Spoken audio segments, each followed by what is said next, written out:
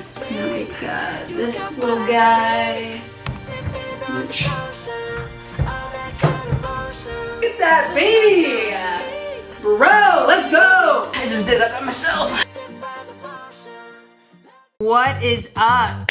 First things first, I do want to say thank you so much for tuning into this week's video. This is going to be a part 2 to one that I started last week, our conversation around a manifesto. And you might be wondering, Bri, why do I have to watch part 2? Well, a lot of the building blocks and the phases that I talked about with the goal setting exercise in week 1 actually conveniently lead into this week's part 2 of building your very own manifesto. And so in this week's video, you're going to see how to construct your MVPs, your mission, vision, values, and purpose, and how that ties to a 10-year plan, 5-year plan, 3-year plan, 1-year plan, how to build out your own self-care plan. A lot of planning in this week's video. These are all things that I love looking at consistently every single quarter, every single month, and just making sure that I'm on track. And this is a good way of kind of, when you start to veer off course a little bit, getting back on track with your calling and your purpose. So without further ado, let's dive into today's video. Every year for the last, 4 or 5 years, I've always had a theme of my year. And for example, some of my themes in the past have been the theme, the year of discipline, or the year of remembrance, or this year it's the year of elevation. And for me, I usually spend half of quarter 4 preemptively already thinking about what is going to be that theme for the upcoming year. So I spend time praying, I spend time, really isolating, like what am I feeling like is going to be the theme for the upcoming year. And typically it's really easy to spot. It might be a word that might come up and I'm like, ooh, that's an interesting word. And then suddenly I see that word everywhere and I'm like, okay, I feel like this is a sign that this is going to be my word. This year happened to be the year that is elevation. And at first I was like, I don't know what that means, like elevation. But I'm finding that this is the year that, for me personally, I have elevated my life in a lot of different ways. Elevated my thinking patterns, elevated my habits, elevated how I manage and mentor people, elevated how I show up for people, elevated. And it's been really cool to kind of just see it. And I've gotten the feedback without really asking for it, for me to kind of feel like, okay, I can tell people around me are elevating too, not just me. Your mission, vision, values, and purpose. So again, this takes some intentionality. Like, I want you to really think through your mission as a set individual and what you're trying to drive into the universe because of who you are and how you're wired. So by definition, the mission defines what an individual does, who it serves, and how it serves them.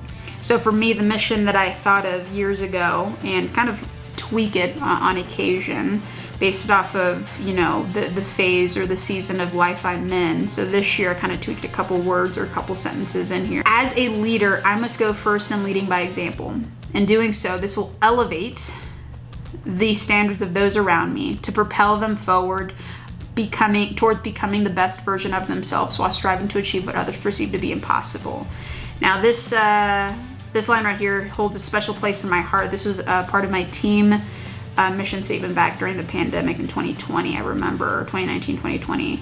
And my staff would become really jazzed whenever we would talk about this or recite the mission statement for the team. So I kept this because it just brings me back to a good place here, and it rings true for me as an individual. The vision describes the long-term aspiration or ideal future state the individual aims to achieve. It's inspirational and forward thinking, aka, or more emphasis on forward thinking, not your current state, but future desired state.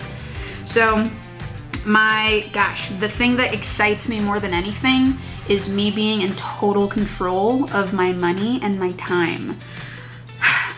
It gets me so excited, really. So for me, the freedom to manage my time and my money how I please. Do not tell me how to manage my time or my money. And by the way, in doing so and just having that freedom, I am able to dictate what gets limited in my life, what gets automated in my life, and what gets delegated. My values are what are the principles and beliefs that guide an individual's brand, behavior, and decision making. This reflects what I should actually say individual. This drives what the individual stands for. So for me, I've got 4 core values that drive me: mindset, skills, mentorship, and goal setting. So in everything that I try to do, try to inspire people to think bigger and to train people how to sharpen their minds. Skills, developing quota crushers through their tactical skill set. Mentorship, so serving people and meeting them where they are, raising the standards and expectations. A good coach always drives people to be better. And then goal setting, release them to find their what's next, helping them to prepare in the process. So that's important to me. The purpose explains why the individual exists at the most foundational level. It's often deeply connected to its impact on society or a greater cause. So for me, I want to be used by God, and I want people to see God through what He's doing in my life. So I love social media for that. Just being able to kind of like showcase, highlight reels of everything that God's doing, which is so fun. So those are my MVPs, MVVPs, if you will. Last phase here is the 10-year plan. I'm certain that you can probably help automate some of this stuff with ChatGPT. I didn't. I just took a real nice long weekend to kind of think through each of these categories. But yeah, I think a 10-year plan for some people that is very overwhelming. VP of Business Development is big on mine. What I want to do with my passion project.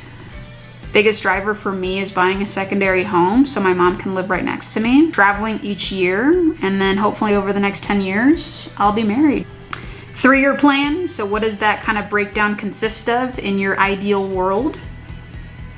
And then your 1-year plan. So for me, as you can see here, I've got 7 core really cool things that over this year, if I acquire a lot of these goals, they help me become the better version of myself.